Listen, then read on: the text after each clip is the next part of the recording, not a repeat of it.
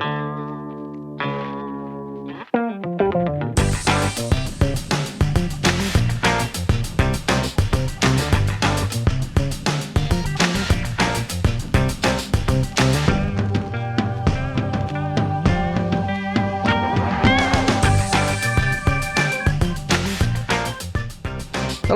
and welcome back to the Creators Podcast.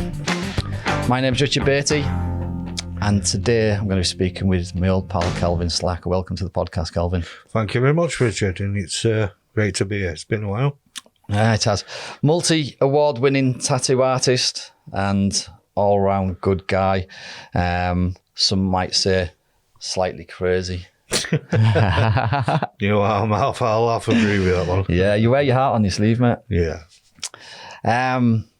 So yeah, it's a bit of an interesting one today. Kelvin's actually going to be starting his own podcast and he's buying some of my old equipment. So he's up here today to collect that. He's actually done a little guest spot in my studio as well. Done a cover-up tattoo yesterday. It was quite a heavy cover-up, wasn't it? Ooh, killer. Yeah. Kill that one. Yeah, we I needed the killer bee for that one. Yeah. Oh yeah, and the 4mm, you used the 4mm stroke in the killer bee today for the first time. Yesterday rather. I actually found it, I prefer the 4mm actually. Yeah. Yeah. I think it's, like I say, it hits a lot harder and gets shit done. Like, I'm not into all this like soft hitting machines. No. But so today we're going to be just really speaking to Kel about what he's, how he got to where he is, what he's up to now, and what he's going to be doing in the future. I know he's got some plans that he's brewing. So, where did it all start for Kel? You're from Doncaster, so born and bred. Born and bred Doncaster. Moved around. You know, lived a lot of places. If we were to start anywhere, you know, start about the art-wise or things like that. Initially, I was a drawer, artist, painter, sculptor. Tattooing started. You know, I don't want to encourage people to do what I did when I first started, and that was actually use a bottle of Indian ink and a pin and cotton, which were, I think, were inspired by my dad's tattoos. You know, the old dot and yeah, absolutely. So I started with a dot on my thumb at an early age. How old were you? I was 13 years old. Tattooed friends. They're now coming back saying... With dots? With dots. Like, you can get this sorted out, you know what I mean? But yeah, I'd say year 2000. You know, a gentleman and a lady from my own village, which is Edlington in Doncaster. Excuse me. They were tattooing at the time. I said, how'd you get into it, etc. Explained.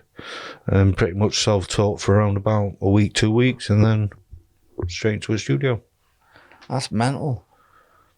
Like, so there's people out there really struggling to get an apprenticeship and a foot in the door, and you just like walk straight into it. I actually went straight into portraiture. Yeah. You know, I didn't... To me, that's what I was doing. I was drawing portraits, painting portraits, known for portraits. So, you know, that's what I tended to do. So, I mean, that's what you specialise in now, really, isn't it? I'd say it's 80%, 90% of my work, you know. I don't really turn anything away, you know. Money's money at the end of the day. If they want some writing, it's fine, I'll do writing. But what I tend to post is my realism work, because that's what I want in return. That's what I want to continue doing. So yeah, like, I mean, when you take a look through Kelvin's portfolio, it's pretty strong. I know you've won a lot of awards. Do you know how many awards you've won? I'd say over 40. Yeah. 6 in different countries. Yeah. They were funny events. Yeah, I've seen a couple of times that you know, because you just travelled by yourself as well, didn't you? You just we're Denmark, Germany, Poland, Budapest. Yeah, spent a long time on my own. Excuse me, backwards and forwards doing guest spots. entering competitions. Aarhus at Denmark, Horsens at Denmark, backwards and forwards to Belfast. So really, you know, meeting a lot of people, seeing how they work, kind of pick more up, you know. So I took it from there. What sort, like, you started tattooing when you were 14? 13. 13. Yeah. And like, what were you like at school? Because that's still you at school, obviously. Were you a bit of a tearaway or what? You know, because like if you're tattooing at school, like I know I was tattooing at school and I got in big trouble for it. You know what I mean? And like it, you know, like it puts you in a certain status at school. Let's say, do you know what I mean? And you know, was that like showing up in other areas as well? Like, were you? Well, initially, mine was just like a dot on my thumb or a couple of dots on my leg, or until I left school. You know, it wasn't really the format of, you know, I'm not tattooing. I wasn't tattooing underage people as such. Yeah. But a group of lads I grew up with were just dotting each other, really. Yeah. You know, just playing about with it. Knew nothing about the hygiene, nothing about the tattoo. Yeah, exactly. You know, yeah. you know, even the needle breakdown or anything like that. It was just spun sewing needle, cotton wrap around it, dipped into the pot, and away you went. Works well though, doesn't it? It does work well, yeah. Yeah. And then I think if you wrap the cotton right, it stops you going too deep. Yeah, that's it. I think I around about average 3 liners, about 5 mil, between 3 and 5 mil depth. Yeah. So solid from point will be my cotton. 5 mil, nowhere near 5 mil. No, well, 3 to 5, you know. Yeah, no, you'd add it. If I'm tattooing somebody else, yeah, you got it wrapped halfway up the needle. Yeah, I'm really doing it like at 9 mil. Well, I used to wrap it a lot closer. Very closer. Yeah. Yeah, so that like it held the ink. Yeah. So when it hit the skin, there was a little like dot of ink. Yeah. Because you tend to get a little bit of give as well from the cotton, don't you? You know. Yeah. It tends to ride up a bit. Yeah. But yeah, so I wasn't tattooing people as such. You know, I'm not going to sat there with a machine at 13. You know. Like. So what was your parents' thing on this? Well, my dad's like, "What are you doing with a dot on your hand?" Other lads' parents, it was just 3 dots on shoulder or a dot on thumb or that kind of thing. One of the lads, we went to Skegness at 16. And he ended up having a tattoo where we'd not got a proper tattoo, you see. Yeah. I'm not sure how he managed to get a tattoo at 16 because legal age is 18. Yeah. So he obviously blagged it, didn't he? Yeah. He ended up with a swallow on his hand. Now, we were a group of lads that always knocked around together and there was no chance I was doing that. Yeah. See, my dad had like Popeye tattoos and swallows and that kind of thing. Yeah. So, the old school stuff. But not until around about, I'd say, 20 plus did I have my first tattoo. Right. And it was just a name on my arm. Second tattoo was a raging bull, which you can see yourself, Richard. Oh, yeah. So I'd lasered. Yeah. Yeah, so you're quite late in getting tattooed. Yeah. Even though you'd started with it. So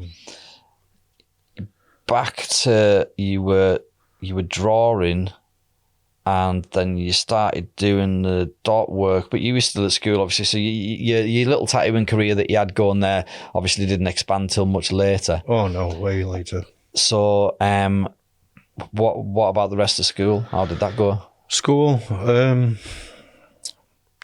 had no real interest in any other subject. It was art all the time. Quite a volatile person. You know, I like to be left alone and quietness and things like that. I got irritated very easily. Yeah. I've often said, you know, I'm short-sighted, so I always sat back at class. Yeah. So I could never clearly see the drawing board or anything like that or what they were writing. Yeah. Couldn't really take information in what they were saying to me. But when I picked a pencil up, it was sort of, I didn't need to be told anything. It was my information that I was expressing. Yeah. All my life skills, or, you know. So how interesting. Well, you can lay your ideas, your thoughts, everything down on what is it they say? A picture can paint 1,000 words. Yeah, in a way, yeah. Yeah. So I drew and painted a lot of wildlife. Yeah. Interesting wildlife, still lives, portraiture, that kind of thing. And I was getting paid at school because I was doing portraits for people. I see we're earning money quite early then through art. My art teacher told us I'd never make any money at art. Really? Yeah. Well, you're doing all right. Yeah. Get a proper job. You'll never make any money at art. That's often said, that, isn't it? I think that's still said now. Yeah, it will be. So, I don't know. I think there is a lot of artists out there that don't make any money or very little money, but it's extremely talented. Yeah. I think that kind of comes down to what they choose to do with their art. You know what I mean, and whether they choose to make a book for it or they're just doing it for the love of art. I think that people do art for different reasons. Like, and therapy is one of them. You know, like they just do it as an escape, something to kind of like calm the mind. You know, like sometimes it is a hobby. You know, and a liking to create something at the end of it, and from there it goes to, you know. So I think there's like therapy art, hobby art, and then professional art. Yeah, it depends. You know, do you know what I've often found, me, Richard? I look back at my past and the encouragement what I got from my parents. So I always told, oh, that's amazing. Or my parents were at pub showing me work off, which then made me, in a way, encouraged me to do even more. Yeah. You know, whereas hobby art, you know, I've often seen people just sat there scribbling, just drawing away and just relaxing, feel like you said about it's therapeutic. That's it. That's what I mean. It's like therapy art. It's like just a nice little escape for an hour or something. You know what I mean? Or and they're not bothered what they create. You know, they just like a page of doodles. You're happy with a page of doodles. You know what I mean? Like that's. You know, that's good therapy, that. But when you start getting into the finished product, you really start to care on how you made that finished product, and you start to put a lot more effort in. If you want to do something good, then you've got to put the work in. I find that one thing that lets people down, or like lets themselves down, when they try and draw, and it's early on in the stages of like drawing, to try and do a portrait. Yeah. And it's shit. And it was always gonna be shit, you know what I mean? Like, but they look at it and think, well, it's shit, I can't draw, and that stops a lot of people because they try and draw something that's too difficult for their skill set at the time. So all they're faced with is defeat all the time, and they tell themselves they can't draw, but really they don't try and draw simple stuff and understand shape and form and, you know, like structure, and so they set themselves up for defeat and for failure, and I think that's a shame. Like where did you learn to draw? Well, my dad's father, he would call my dad's father's, it might have been his brother or uncle, but he would call my dad's great uncle. He had an art exhibition in Sheffield with biros. Right. So he had thousands of biros, and he used to do portraits just in lines, you know, with several different biros. Oh, right, wow. Hundreds of biros. So my dad drew, my mother drew. My mother was left-handed, my dad was right-handed. So I'm seeing it from both points of view all the time. Yeah. Some of that I learnt off my father at a very early age was I was always screwing up my artwork, because to me I couldn't get it right, you know, when I was doing a portrait. Yeah. So let's say I got to the nose, I just couldn't quite get the nose right. He said, son, maybe it's not supposed to be right, it's what you add next. You know, like you can have dark, you can have light, you can have smooth, you can have sharp, all these contrasts. Within that phase, he learnt me that maybe some areas are not meant to be right until you put the next part in, you know, and it stopped the frustration. Yeah, like tattoos are the same, aren't they? Like they look like an absolute building site, don't they? You know, like like cover-ups especially, they don't look good until they're finished.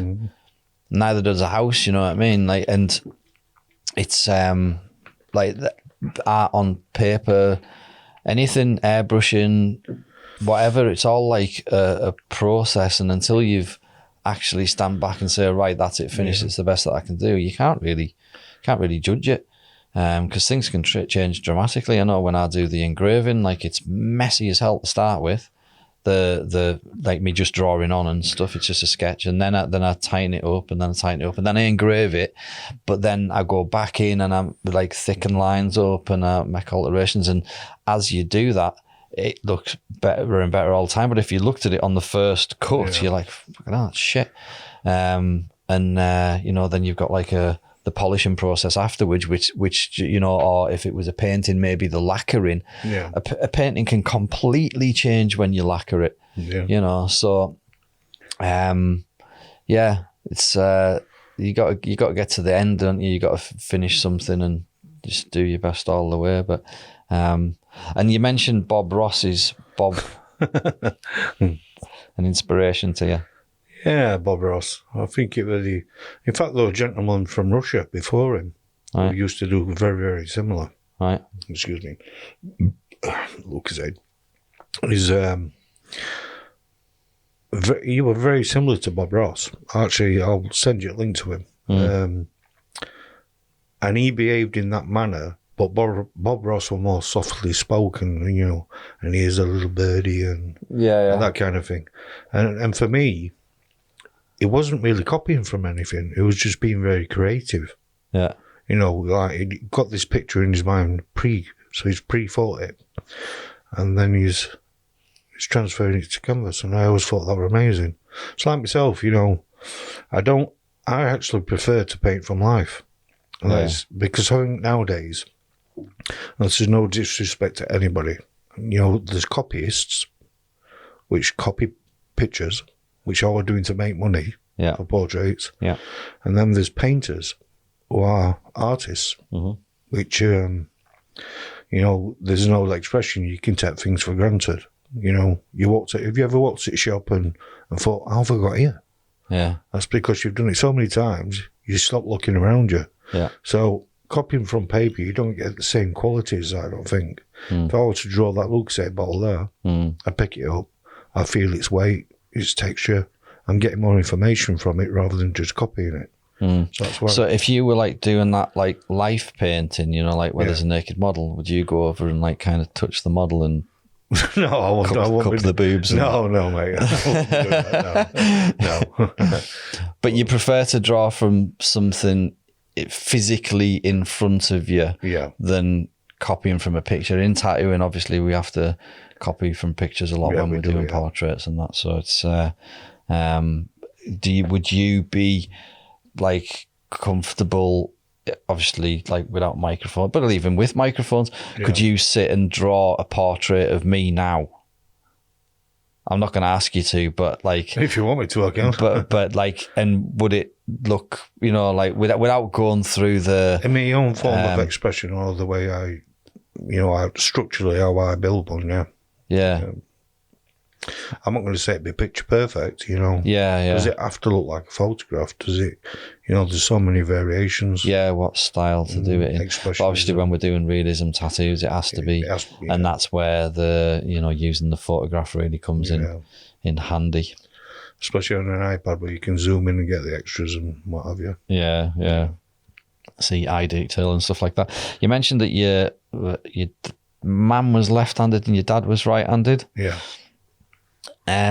Did you once say to me that you paint with your left hand and tattoo with your right hand? Right. When I said that, the detail's done with my right, but the massaging's done with my left. And no, I can't use both hands at the same time. Yeah. It's a strange one though. It's like a slight ambidextrous thing, isn't it? It's not a full-time thing. Well, I can't write with me left whatsoever. No. I can only block in with me. I'm more comfortable blocking in with my left for some reason. Yeah, it's weird that, isn't it? It's like, but you do, like I prefer my computer mouse in my right hand. Rather than the... Yeah, and I'm And left-handed. you're left-handed, yeah. Like, so there is things that we do that are the other way around, I think, from our handedness. Maybe like driving, you know, some people might find driving more difficult because of that, probably that particular thing. Yeah, to the driving, there isn't many options, is there? The handbrake's on the left-hand side, the steering wheel's in front of you. Throttle's on the right in this country. I wonder if the throttle... is it still the same way around in an American car? I think Well, even though you're on opposite side of the car itself? Yeah, I think the brake's still on the left foot. See that thrown you, that. Well, no, so on the left-hand side if you're an automatic. I'm not too sure. I'm pretty... Yeah, I think so. I've never really thought about it, but yeah. So do you think that's something, you know, your lefty-righty sort of thing that maybe as a kid you were watching your parents grow up and one wrote one hand, one wrote the other? Yeah. You know, maybe you just thought that was like an option, you know what I mean? Like, I think it made me more observant. You know, you said about what was you like growing up, etc. yeah, I don't know if I mentioned before, but I have got a choking phobia. right, yeah, So when I was 16, I choked on an apple. yeah, Become scared of eating. yeah, So any time round about dinner time or anything, and I have to eat, I become more perceptive because the anxiety is kicking in. right. So, you know, things come sharper to me and things like that. At certain times of the At day. certain times of the day, yeah. So if I'm hungry, my perception level actually changes. That's when I said that I get a little bit irritant when there's noise and things like that. So you prefer, like in your studio, do you have like music playing and stuff like that? Yeah, or, just quiet in the Very background sort of gently, thing. yeah. Aye. Yeah. Not like buying techno or something like that. Like our Craggle. Oh, a bit of, a bit of Johnny Cash or, you know, Aye. or whatever the clientele really want to listen to. Yeah. You know, usually I'm talking absolute rubbish to them just to get them through the settle. Yeah. So my job's all rubbish anyway, so it makes no difference. Yeah, you were saying that you were did you just make up stories? Like, I purposely do it, yeah. So anybody listening who's had a tattoo off me, and I forgot to tell you that I was lying through it, I do apologise. So is it like a bit of a hobby for you, you know, like to see how far you can take? Yeah, before they start thinking, just a minute, he's having me on here, you know. Like yesterday, You can tell though with your cheeky smile, like probably like if you know if they're looking at you. They usually got the right show. That's interesting though, to be making up stories while you're tattooing. Do you tell the same stories? I have done, yeah. Do you want to hear one in particular? Yeah, I want to hear one of these stories. Right, but he wasn't a story. I actually just made it up. Yeah. I said that I was born with an abnormally big head. And I couldn't walk until I was 6. I said the way we got round it is because I used to crawl and I used to drag my head. Right? Yeah. So my dad. Did you crawl backwards? Like No. My dad cut up the Silver Cross pram to make some stabilisers for my head to Right. keep my head propped up. Right? So it built me more strength in being more, you know, so I developed more quickly. Aye. So I did it because the person in question wasn't talking to me. And that's always a great concern from me because they've got to regulate the breathing pattern, you know. And so I had to find a way to get her to... Yeah. And she said to me, "Oh, you're joking, that's awful." I'm very sympathetic, but I was straight-faced and I carried it on. Yeah. So what I did was, and then I thought, all right, see how far I can push it. I said, anyway, so I got on my old lads because what I used to do is, they used to use me as like a trolley. They used to lay me on a plank and I used to steer with my head and she took it in. She actually come back next day with a sympathy card. So, but I forgot to tell her, you know, I was doing it to get you through certain parts of the actual tattoo. Because as you know, Richard, you know, when people aren't like, I think talking to people gets it through it. Yeah. I'm always chatting away to. I've got a story very, very similar actually. it's but yeah, it's went down in history as one of those moments. I don't know whether I should tell it. It's just got a slightly offensive joke in it. But this no offense to any subculture when I tell this joke. But I was tattooing a guy, and it was like a Geiger piece. All right, yeah. And the guy was just like, I had a full day with him, you know what I mean? And he just was not talking at all. There was a really weird vibe about him, you know, like just quite negative, you know. And, but anyway, I'm trying to get a conversation out of him, and, you know, because I like a bit of in-flight entertainment, you know, a bit of banter and stuff like that. And like you say, it helps him get through it as well.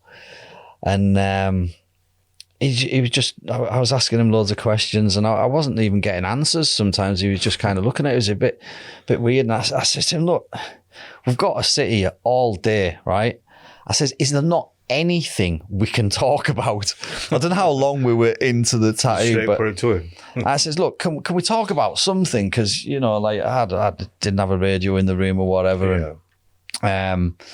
So I says, there must be something. Is there not anything that you're into at all that we can talk about? And he says, well, I used to go to concerts. And I said, oh, right, brilliant. What type of concerts? Right. And he said, goth concerts. And you know when you open your mouth before your brain goes into gear sort of thing? Right, yeah. And so I says, how do you get a goth out of a tree? And he says, I don't know. And I said, cut the rope. Oh. And he just looked at us and then turned away and stared at the wall for the rest of the day. But there was no way I was getting a conversation out of him anyway, you know what I mean?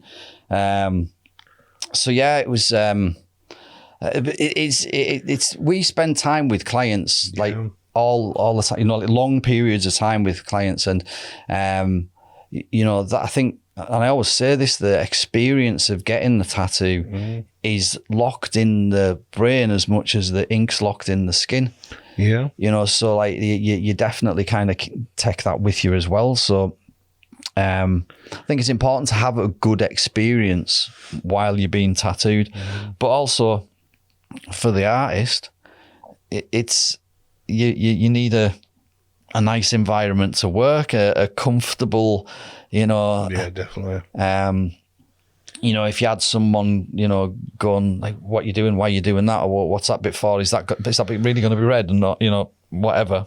Before you've actually done it. Yeah. Those jobs are quite hard to work as well. I've seen a post going around on social media recently, like, you know, about like what it's like to be a tattooist, and, you know, oh, you must, you know, you've got a great life sitting on your ass drawing pictures all day, and then the, you know, description of the reality of it, and the fact that we have to create like, you know, 10, you know, unique pieces of art a week, and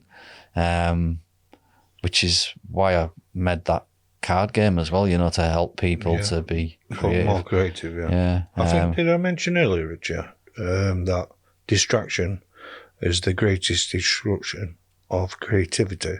Yeah, you did say that. Like, so when people are saying, you're doing this red, or you're doing this, it ends up kind of throwing you off a little bit. Do you feel that sometimes?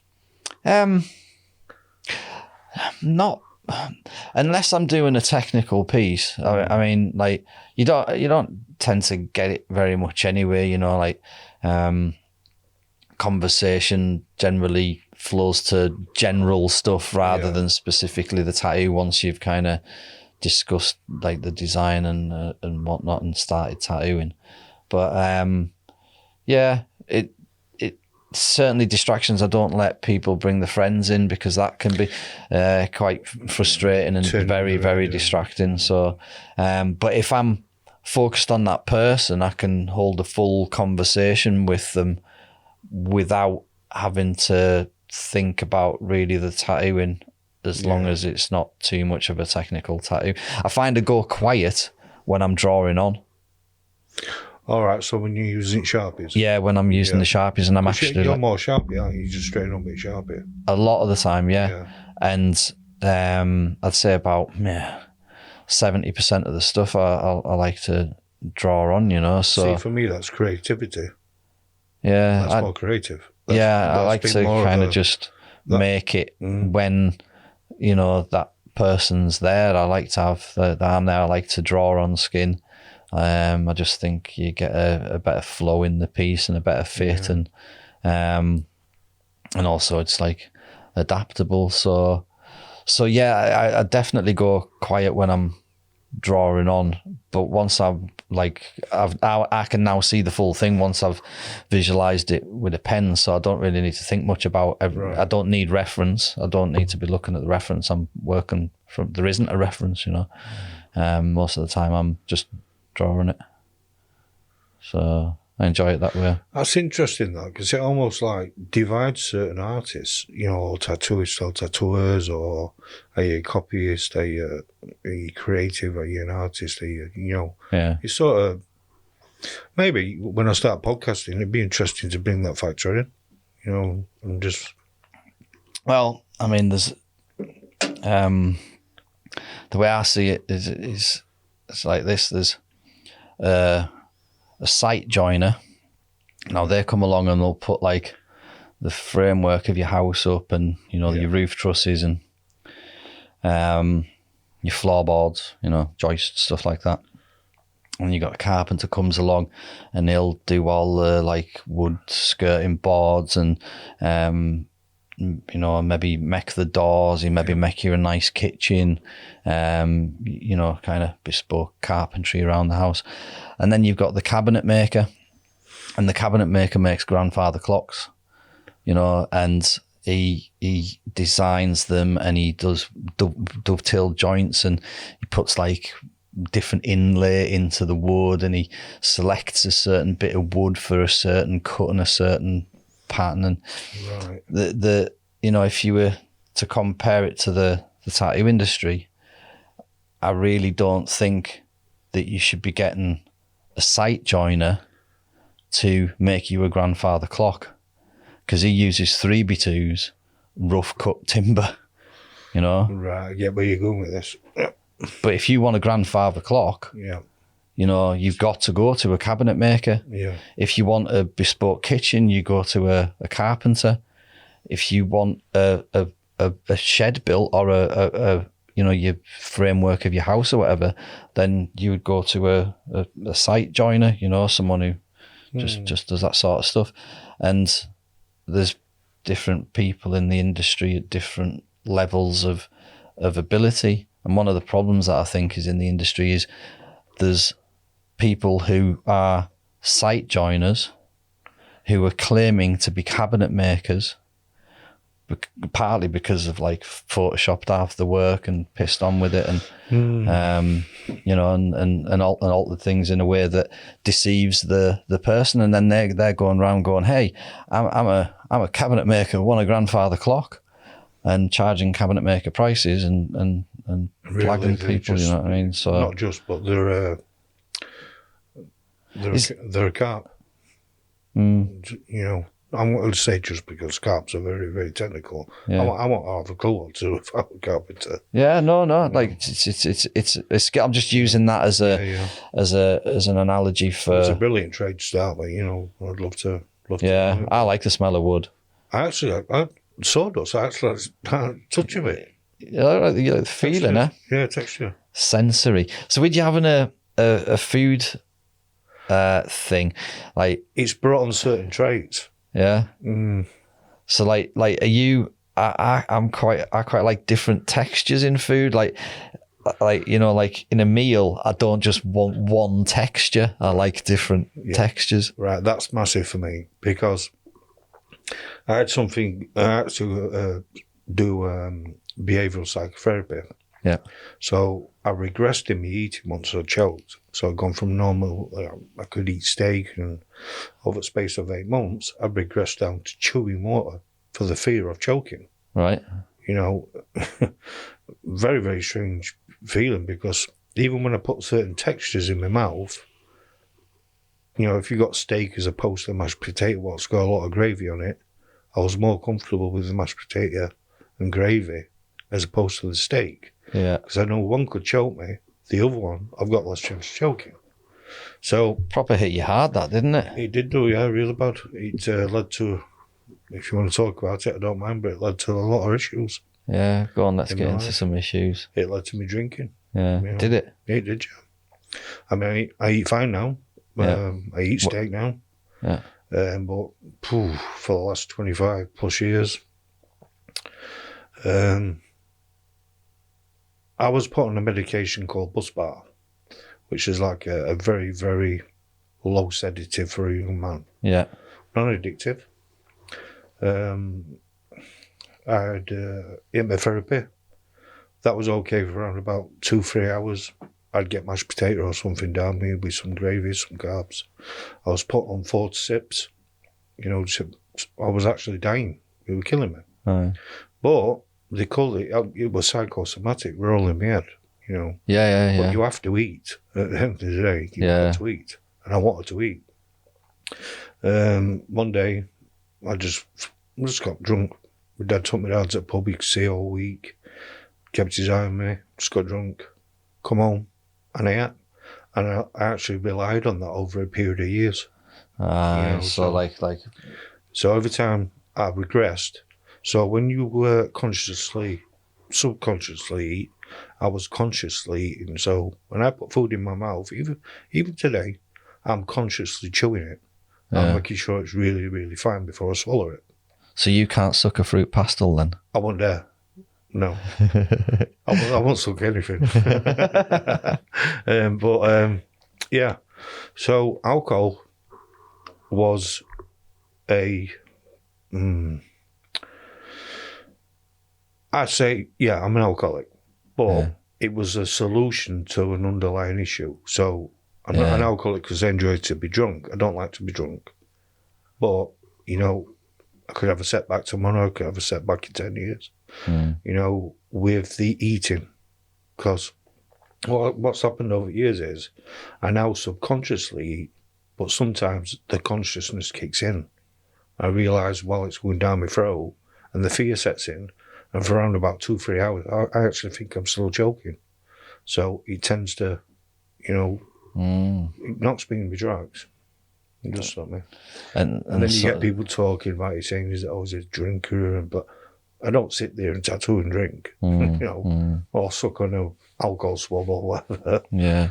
You know, but it's one of them things I've had to live with. A lot of people have got their own devices. A lot of people take cocaine. A lot of people take cannabis, and I don't touch anything like that. Yeah.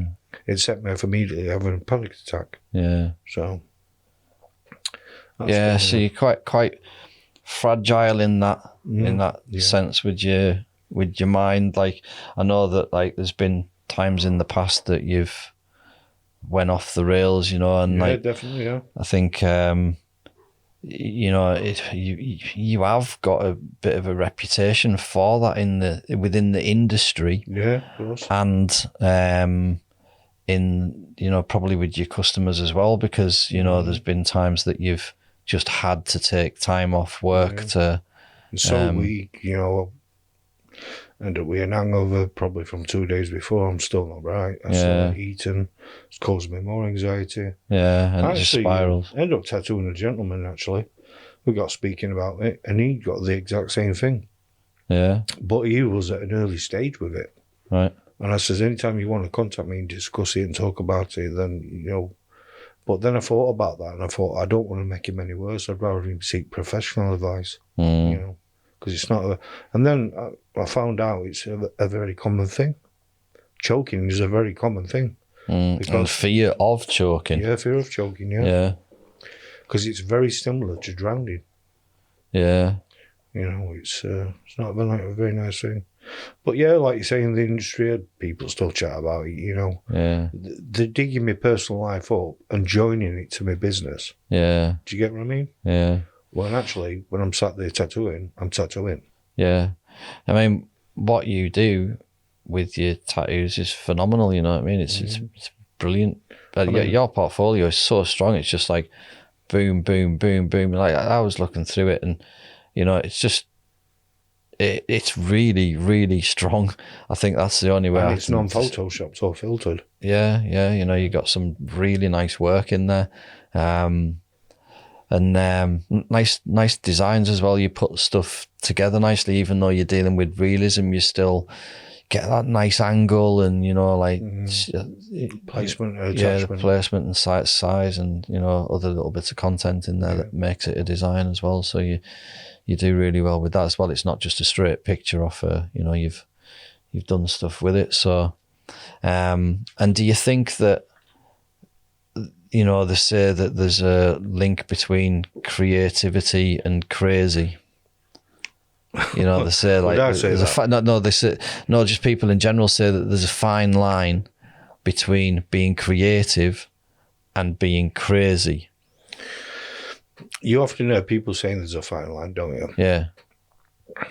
Do you think you've walked that line? I don't think the line exists. No. To be honest with you, I think that personally, we've all got a bit of extrovert in us. Yeah. We're all a little bit expressive, or we'll use the word crazy for an example. My grandma was paranoid schizophrenic. Now, I won't even call her crazy because she was very, very clever at the same time. So I know what you're saying, you know.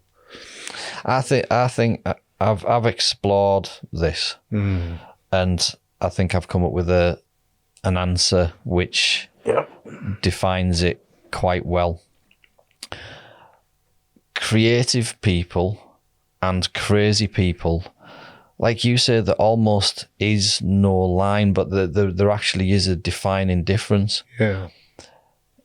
Creative people create things that are crazy, enriching and empowering and productive and visual and contribute to society, whether it's making designing a bridge or a building, or whether it's creating tattoos for people, making them feel better about themselves, or putting art on the walls, or designing a house, or, you know, anything like that. That's where the creative people exist, and they're getting visions and ideas that didn't exist in their head and somehow came into their head, and they're like, wow, we could do this. And then they've got this vision that they want to create, so they then take the actions that are required to achieve the end process, which is the creation of whatever it is. That's what creative people do. Crazy people do destructive things. They have no control over it, or their control is that, you know, to create badness in their lives, you know, like wreck the, you know, lose the job, wreck the marriage, alienate the kids, you know, and blame, go on the drink, you know, and I'm not saying that you, but like the, you know, people can wreck their lives in a very destructive way with crazy behavior. So like, you know, even maybe you don't see the line because you're fucking sat right on it, you know. You can see how you are creative, and when you're where attention goes, energy flows, and when you're in that good, productive, Kel's gonna do amazing shit, you do, and you're able to visualize all this stuff, and you create all sorts of different things and different projects and different ideas, and you can see when you're really on the flow with it. But at the same time, and it's usually a what I've noticed with you is like a trigger, like a death in the family or something like that. And there's been a lot. Yeah, and you know, sometimes you have like when on the drink, and it lasts like a month sometimes, doesn't it, before you kind of back on track and. Well, it lasts about 4 or 5 days, and it takes me that long to get back. Yeah, you'd maybe like kind of down in the dumps and what have you, and it takes you a while. Yeah, that's it. So you, and then all of a sudden you're back again, and that's been a lot less over this last few years as well. I think you've like hit a turning point with that, from what I can see. You know, I'll tell you what has happened to me, Richard, and that is I have had flu twice. I have had COVID twice. Yeah. I ended up with an anterior is it microfibrillation at heart? Ended up collapsing. But because of past behaviours, people were thinking I was drinking. Aye, And yeah. I wasn't. Yeah, no, I knew And you then weren't. I felt like I had to express myself on social media and put a picture up, say, look, I'm in hospital, you know, because people are, you know, and these are people, trusted clients who I've got a very good clientele. You know, don't worry about it, Kelv. Health is more important because, you know, I was ill. I've moved people because they've had COVID or something's come up and etc. But I never felt that return, if you know what I mean. It's almost like People focus on the negative things, though, don't they? It's like the newspaper. If it wasn't for negative shit for them to put in the newspaper, no one would buy it. they won't. If it was full of positive stuff, They're not then interested. no, people aren't interested. So like that's just a human nature thing. I think I've got Rise and Shine tattooed across my chest backwards, so that I'm the only one that can read it in the Right, middle. yeah. But I think we do have to kind of just rise above that bullshit. We're always gonna, like, it's like the yin yang. Right. You know, there's the dark side and there's the light side, and the line that we walk, which is our life, Yeah. is the dividing line up the middle. Yeah. And where attention goes, energy flows. And if we're looking in the light side, then pretty much all we can see is the light, you know. And if we're focusing on the dark side, we just see the dark. And you know, it's kind of a choice as to which side of the line we spend most of our time. You've got to be aware that the other one's there. Yeah. But you don't need to look at it all the time. You don't need to obsess about it, you know. And there's a good bit in the bad bit, and there's a bad bit in the good bit. You know, nothing's perfect, you know. But so the yin yang is a very, you know, I'm sure it's got all sorts of other meanings, but that's one of the things that I notice about it. It really is like life. Possibly then when you get to the top, the loop back round to the other side might be, you know, reincarnation. I don't know, but I think the S-shaped line is the line that we walk, and we get to choose on which side we really try and focus on, you know. So the road to hell is paved with good intentions. I've actually got that tattooed on me. Yeah. I've got a strong belief that, and it goes like this: you keep the company of the wolf, and your son learns to howl like one. Yeah. And on a daily basis, you ask me about fine line between crazy and genius, Yeah. or creativity. And crazy, Yeah. We have to, in a way, when we're working with a client, adjust our personality slightly. Yeah. And we do that daily with each client. So like, it's almost like we're being them in a way. You know, we're uploading to how they behave. So the road to hell is paved with good intentions, and keep the company, and your son learn to outline. It's like you see somebody spitting on the floor. They might knock around with somebody who ends up doing the same. If you knock around with a drinker, chances are you end up being a drinker, and so on and so on. Yeah. So, you know, the clientele that I have in, my clientele, like you said, over the last period of time that everything seems fine with me, and my clientele has changed. They're very calm, they're very, you know, they're different clientele. That I don't mean to say that my past clientele were bad people, because they've all been fantastic, you know. Some people have said, you need to get out like anyway. But some people I've had in lately have been psychologists, they've been this, they've been that. And they've noticed bits of traits in me that, I mean, I've had people say, you show traits of autism through the noises and, you know, textures and things like that. So, you know.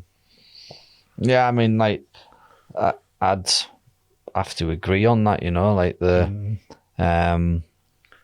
there's definitely the way you obsess about stuff, the way you love details of, you know, like you when you were talking about that cover up that you done yesterday, you were talking about the size of the needles that the previous tattooist had used to do the previous tattoo.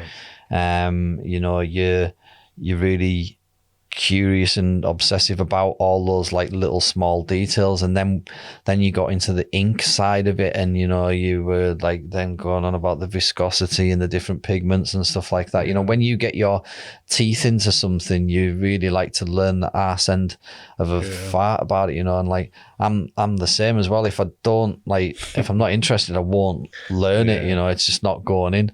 But if I'm interested in it, then I'll learn it quite well. But I'm not into the analytical stuff. I'm more into the practical stuff, aren't I? I like new skills and stuff like that, and new like details and statistics and figures and stuff like that.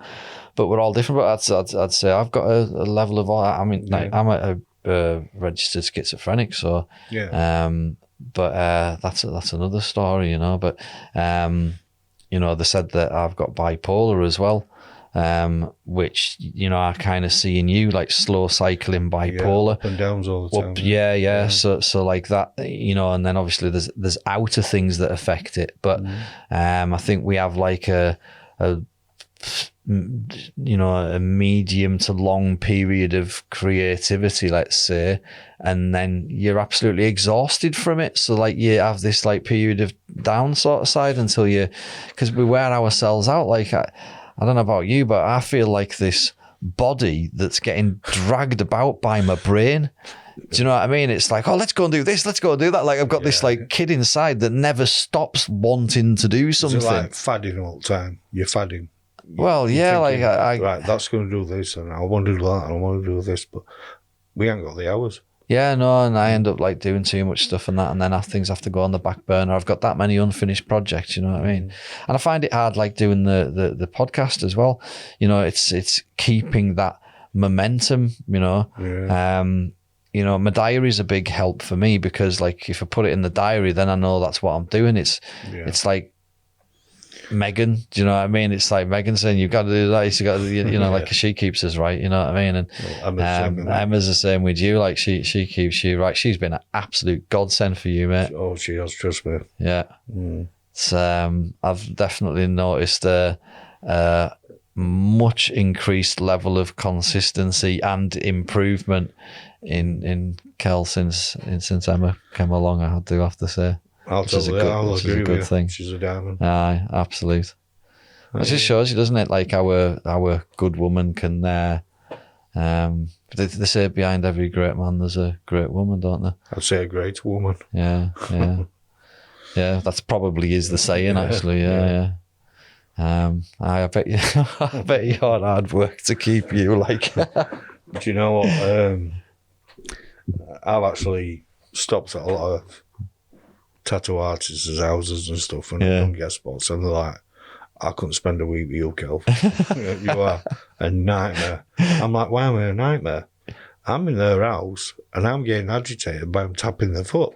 And I'm like, you don't like packets of crisps, do you? Have you got a thing with packets of crisps? Yeah, something happened, around the year of choking. I was on the bus coming back from Doncaster, and somebody had got on anyway. I don't have to discuss who it was or anything like that. But they got the coupon bag and they got the bag of crisps. And it was a terrible day. It was too hot. I don't like to be too hot anyway. Yeah, you are. I was squashed up against window, and the sun's hitting me from the south side. And you know yourself, southwardly sun lasts longer. I'm running traffic and it's beaming. So I'm sweating anyway.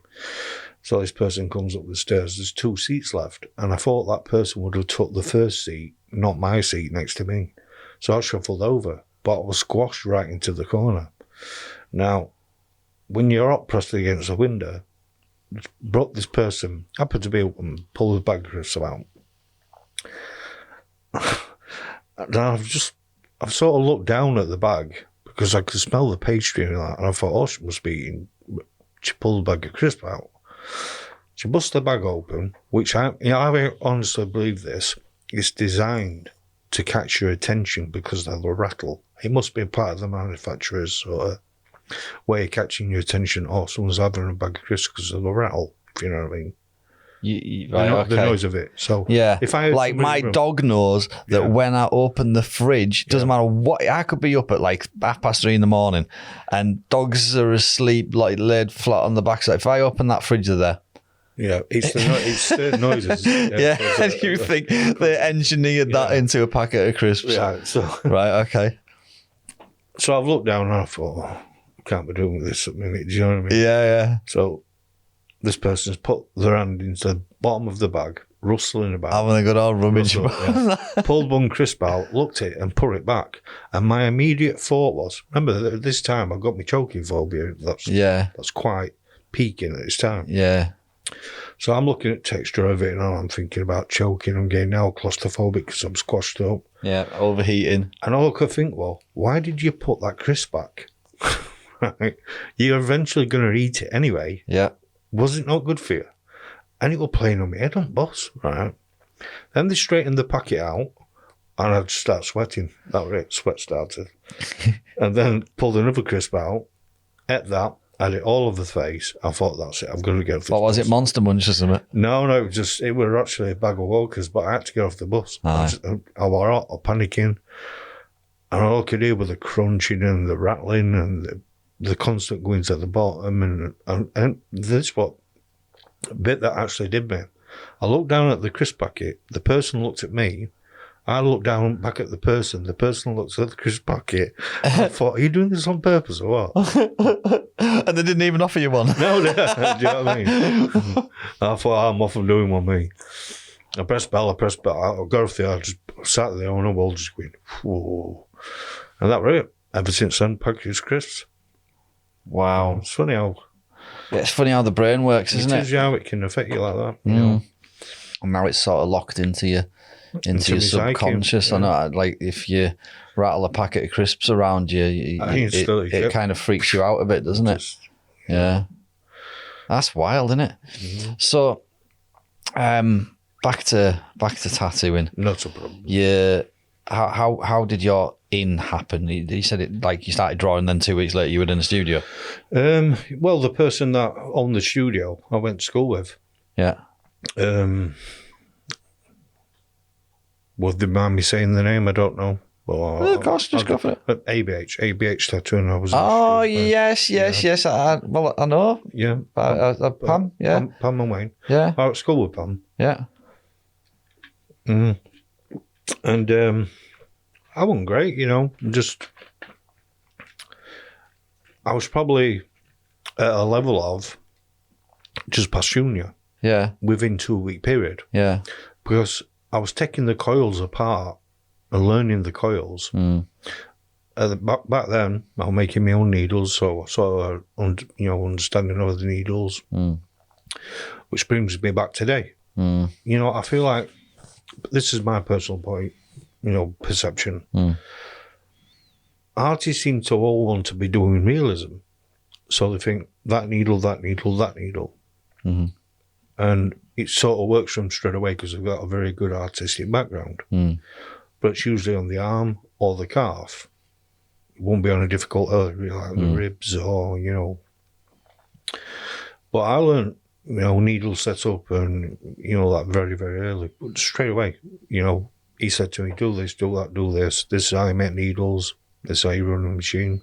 So I understood the front swing, what the back swing does, the coil wraps, etc. straight away. Mm. So for me, and even the weighted machine, I like a weighted machine. Mm. I'm not going to get into why, but, I think we spoke about it, about a recoil off the needle when it hits the skin. Mm-hmm. The skin being, the elasticity in the skin. Yeah, so like when the needle hits the skin, there's not as much kickback because the machine's absorbing some of that. The weight of the... Yeah. Yeah, so the weight of it, you don't have to sort of... It's, I'm not going to say what machines I were using, that would be a bit disrespectful. But way back, I started with rotaries for a bit. And I felt myself pushing the needle because the machine wasn't heavy enough. Yeah. Because of that recoil effect. Yeah. When I've got an heavy machine like your machines, for me, ergonomical, and I'm not getting any kickback. I can just relax with the machine. I mean, like what you're explaining is the reason for me keeping weight on the machines. When everybody was trying to make light machines, I was making a heavier machine. Yeah. It's taking the vibration out for starters. Yeah, it cancels out helps cancel out the vibration, and but it also, you just don't have to push it as hard. It's a little bit more effortless. So it's almost, and because the drive bar is not attached to the cam, I feel like you're getting more feedback from the needle. Yeah. On the return. So this is how we met. We met through through the Killer Bees. I think it was an introduction through Andy Murphy, maybe, or big lad. Yeah. Shout out to Andy. He was on the podcast 3 or 4 podcasts ago or something. I watched it. Yeah. Mr. Big Guy to stay truth. Yeah. Yeah. Even though, as long as he's in good health and that's all good. Yeah, I know you've had a bit of a fallout, but so if you're in this, matey, I do apologise. Glad you're doing well, buddy. He is doing well as well. Do you know what I mean? He's doing fantastic over in Australia, and things are just going from strength to strength. And I mean, like I think maybe your like fallout with Andy was relating to you getting on the drink again, really, at some point, was it? Or I missed 3 appointments. You missed 3 appointments, and so you let him down. He knows you let him down. He's fucking. I think he's got a bit verbally about it, and like fucking. We're escalating, and he's a big bloke as well. So, but you're not exactly small yourself, though. I wouldn't want to see like 2 of my best pals fighting, though. You know what I mean? It wouldn't happen. I'd just walk off. if I couldn't walk off, I'd run off. It's too big. I know my limitations. But I think, again, rise and shine. Like it's something that I think if I remember, both of you can. We're both having a few issues actually at the time. He's had them as well. And he'll be, he's admitted it on here as well. But we were both having a few. That at the same time is not a very good thing. Aye. His wasn't any drink related or anything like that. That's his personal. Yeah, but he had it going on as well. So totally. I think both of you could, sit back and fucking look at it and think, well, that was fucking stupid. Let's just shake hands. You know what I mean? Yeah. So, I'd love that. I'd love to see him again. Well, he's coming back to the UK in the not too distant future. So we should maybe try and. I will say this for podcast. What? If people want to say he's a drinker, let's hope I never sober up. Because if he works at a level already. I don't know. It's. Oh, by the way, I am sober. Yeah, you are. I can tell you're sober, Cole. But no, it's it is what it is, isn't it? You whether it's you're the right person for you now. You know what I mean? Yeah. If you were to stop your drinking, then you'd maybe have to look at a few of these other issues, like the choking thing and that. You know what I mean? And the eating thing, but maybe you're using that as an excuse and a crutch to drink as well. You know what I mean? You don't know until you dig into it and try. But the difference is now, because I do a lot of training, I do a lot of weights. You do a lot of fucking eating as well. I do a lot of eating. Is I might have a pint a week, or I might have 2 pints a week. Yeah, it's like a lot more under control now. I could have 3 pints a night, and that's it. Yeah. But the anxiety the next day, it sets, I get anxiety the next day, which is the killer, really. And you overthink and stress about stuff. I'm thinking, I've let myself down, I know when would you say you're a little bit OCD as well then? Because like, you pretty much made a fucking decontamination booth in the front of your studio when COVID happened. You know what I mean? I think you went more out than I really did. On the hygiene side, I went really bad. I've got there was a box that they had to put the phone in and shit, that like you decontaminated the phone and everything. Did you not? I was doing a lot of things that spraying people's feet, because at the end of the day, what a lot of people don't realise is when they're wearing the trainers or whatever they're wearing in the studio, we have to work with hepatitis, HIV. We don't know what people have got. Yeah. Now, when they're getting in their car going home and they're walking into their house, they might have a child. Their child might be crawling on that floor. So I got down to the point of even spraying bottom of people's feet. That's how anal I got with it. Yeah. You know. So there's a massive element of OCD as well going on with you, you know, like the, you know, blowing things out of like, you know, like to the biggest, you know, that there can be. Do you think you're going to do that with your podcast as well? And do you think it'd be interesting to see if you do? Because that'd be a good thing to get up. See, again, creative as opposed to, I'm not saying that like spraying people's feet's destructive, but it's very extreme, isn't it? You know what I mean? I was thinking about just designing maybe a mat. That's a decontamination mat. Yeah. And just step on as you go out the door. You know? I usually open the door and let them out so they're not touching the door and all. Then I sanitize it afterwards. I know it's a bit. I was hoping, you know, with the whole like all that carry on and people didn't want to touch doors and that, I was hoping that would bring in the introduction of like Star Trek type doors, but it didn't happen. Well, I get you. You know, that would be fucking brilliant. I thought now is the time for Star Trek doors, and it didn't happen. So, but really interesting. So, also like, you know, like when I sent you a machine, and because you are sponsored, aren't you? You got a free machine at the start, did you? I did, yeah. It's that long ago, I can't remember. It was a killer bee that ended up coming up and did a guest spot. Yeah. I looked at your Bumblebee, yeah, a brass version of the killer bee, yeah, and then the F-Type. You were asking me, you know, like, what do you feel the difference is? Yeah. I think we sent a few messages to each other. Yeah, because when you first picked one up, I know that like your response was quite stood out in the analysis of it, you know.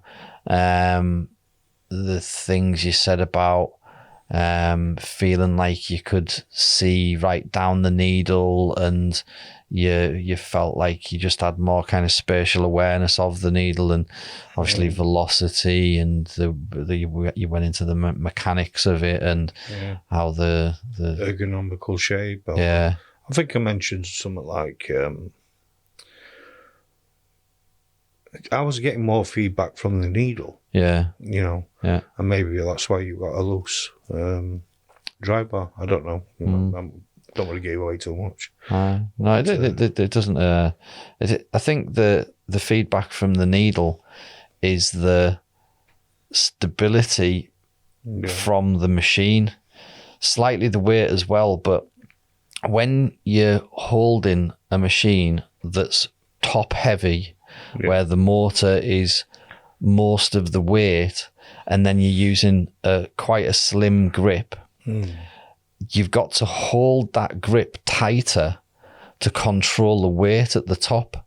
And because of that holding tight, you're not sensitive to the touch of the needle hitting the skin. That's correct, yeah. But as you relax your grip down because of the ergonomic shape of the killer bee and that rounded area where you can actually push against, instead of having a squeeze force to be able to push forward, the shape of the grip makes it possible to push forward without any massive force to hold anything. And the balance of the machine is towards the front by about, it's round about 55 to the front, 45 to the back on the pivot point.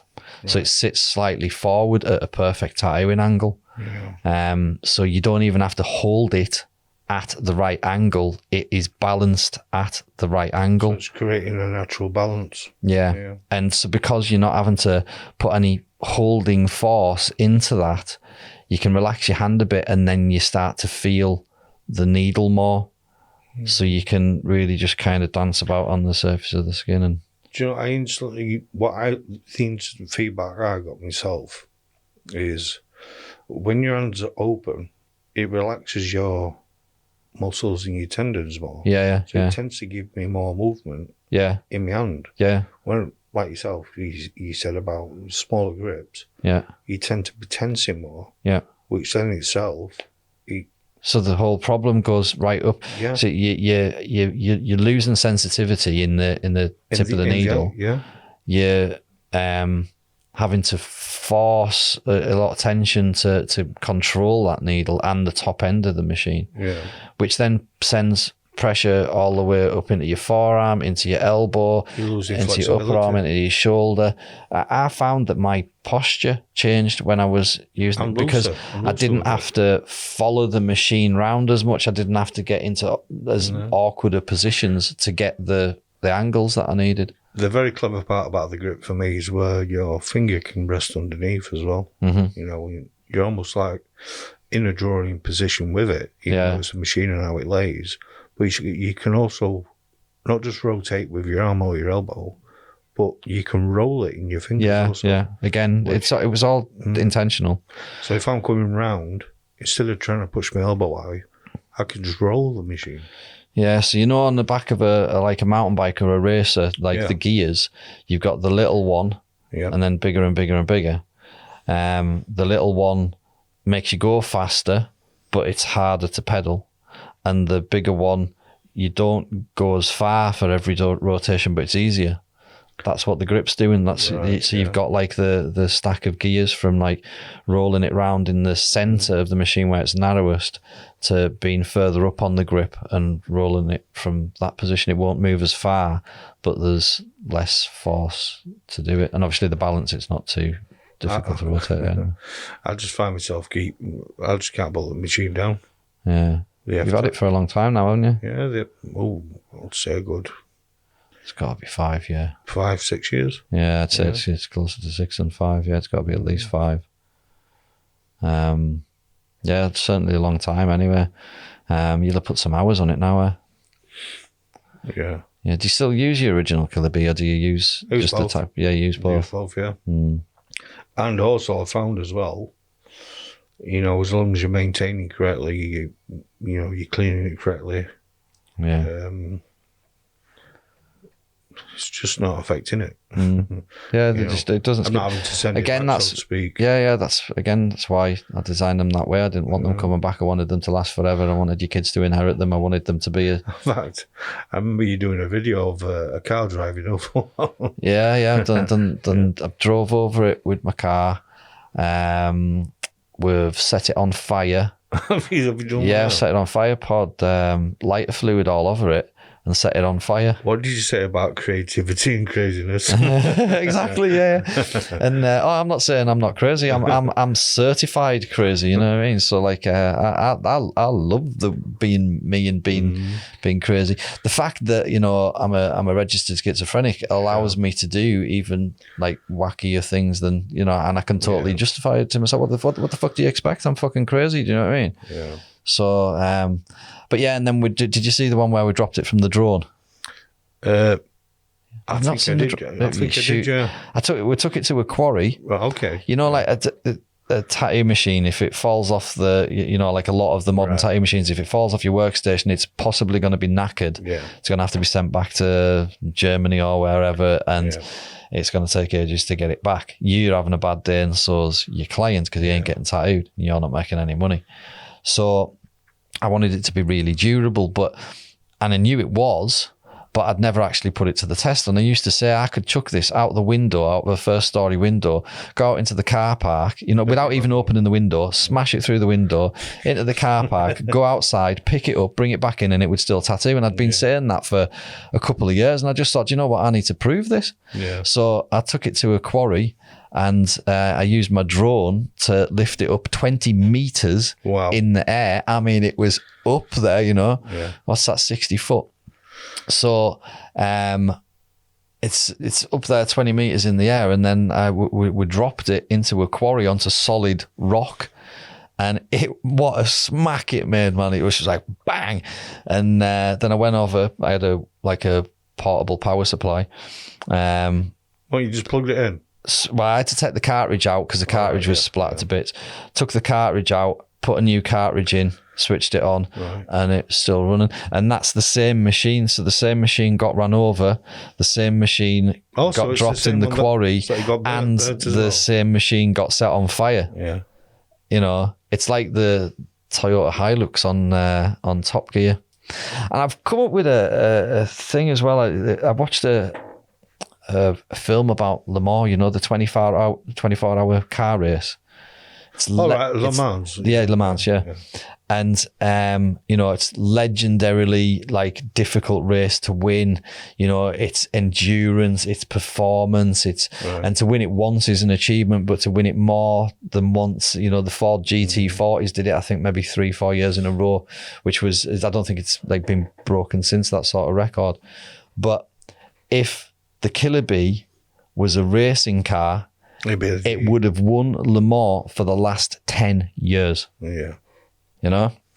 And I honestly believe that. I don't think that anything would have smashed it. You know, you said something there about, I'm sure I texted you or I mentioned it to somebody. It gives me confidence using that machine. And I said, tell you why. Because it seems to be one unit rather than 2 units put together. It still feels like one unit. So, whereas, let's say, take a coil, for instance. Now, I'm not knocking coils. I absolutely love coils. But then you've got the backstem that goes in and etc. I always had a fear that it was going to come apart or drop or, you know, so... Or shake itself to bits. Yeah. Well, if you drop a coil, there's no way that you're not going to have to get the tools out if you know what you're doing and backstem, reset it, you know. So all of these things were designed into it. The hygiene side of things, easy to strip down and clean. Yep. The ergonomics things, so like to reduce the hand strain, because obviously the reason I designed it was because I knackered my thumb. So easy to hold and all that sort of stuff, and the durability. You know, those were the things that were important to me.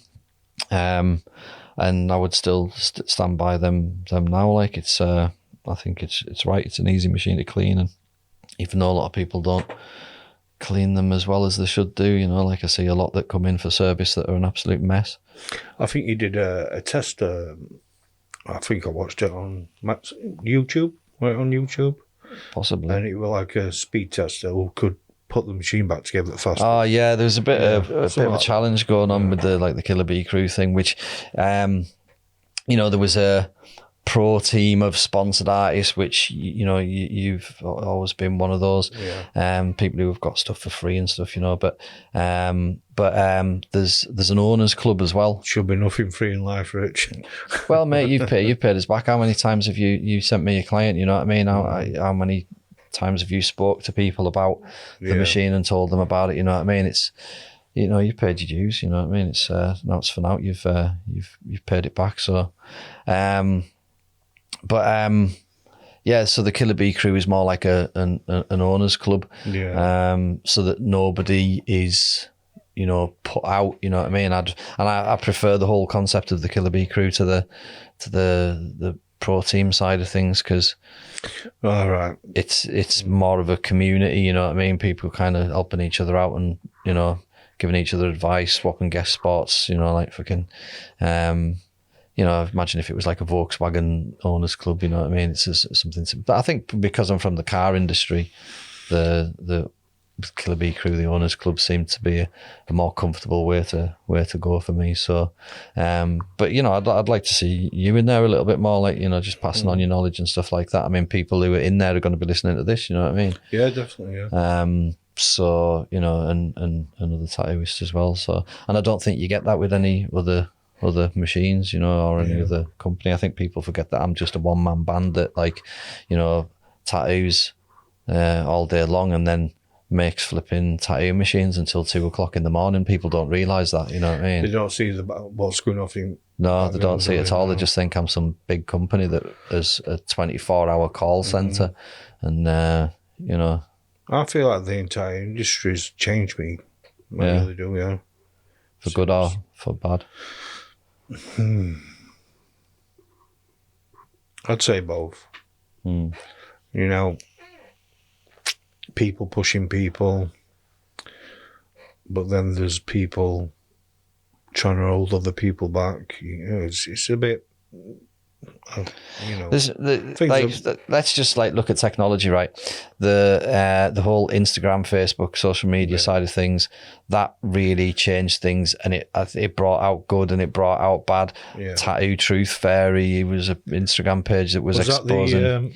That's the one that was exposing all the people that were photoshopping, editing and it was showing the truth about what really to expect from a tattoo rather than the photoshopped image that they were posting, because it was creating unrealistic expectations within the clients, community of clients, and also making other tattooists feel like they couldn't fucking tattoo anymore, even though they were a perfectly good tattooist, because they're looking at a picture and they think, well, I can't fucking tattoo like that. I don't know how it's even possible, and that's because it's not possible. It's been photoshopped, So there's the bad side of it, but then there's the good side of it as well, where I know you've been going on about these app that you've got on your iPad on Procreate to help generate designs and stuff like that, and it's a fantastic bit of kit, so there's been some brilliant progressions. The Killer Bees, like a bit before that, there wasn't a tattoo machine that was really focusing on the user experience of the artist. They were just focusing on, does it push a needle in the skin? Yes, that'll do.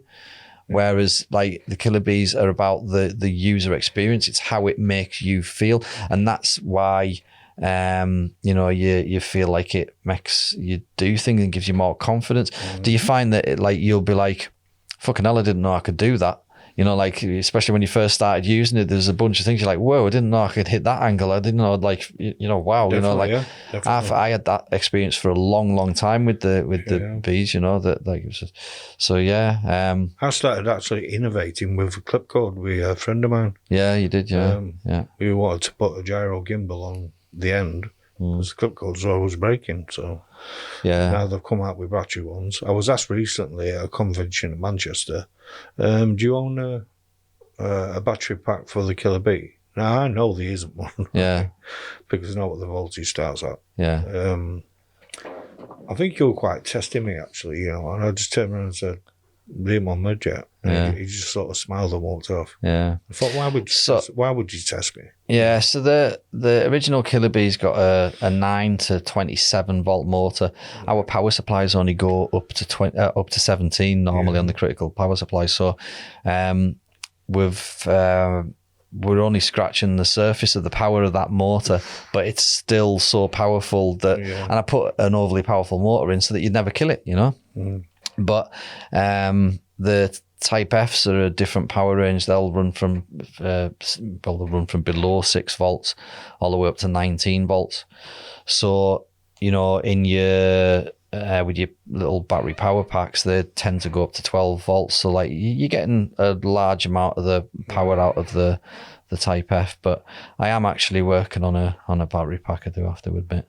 And there's another machine coming as well. So, so it's in prototype stages at the minute, and there's actually 2 sitting in prototype stages. One's already a battery machine. It'll run both. Both of them, when I'm finished, be running both systems, either wired or wireless. So they're a little while off yet. It takes a long time to develop these things. So, but they are there. I don't know whether I'm going to do both of them. I'm probably just going to do one of them. Go on, don't both. Well, it costs a lot of money and a lot of time to develop it from a working prototype to a feasible manufacturable piece. It's even though you've got a machine there that's like you could tattoo with, it's still quite a quantum leap from a production machine. Suppose still tweaking as well. There's a lot of tweaking, and that tweaking can be quite expensive as well. So, but everything that I've learnt about tattoo machines over the last decade has been put into, in particular, one of these machines. The other one I just made for a laugh, actually, just to.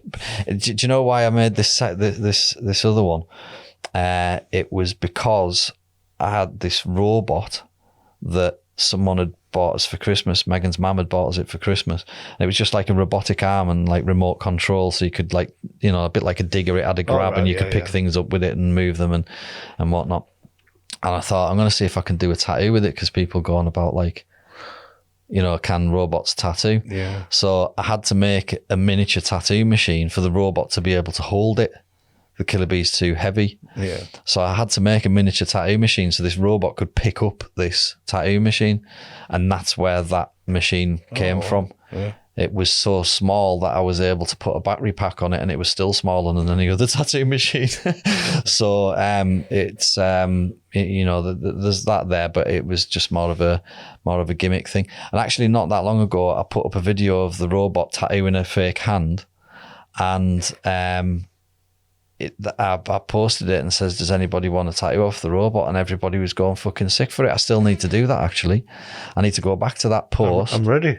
You want tattooed off a robot? Yeah.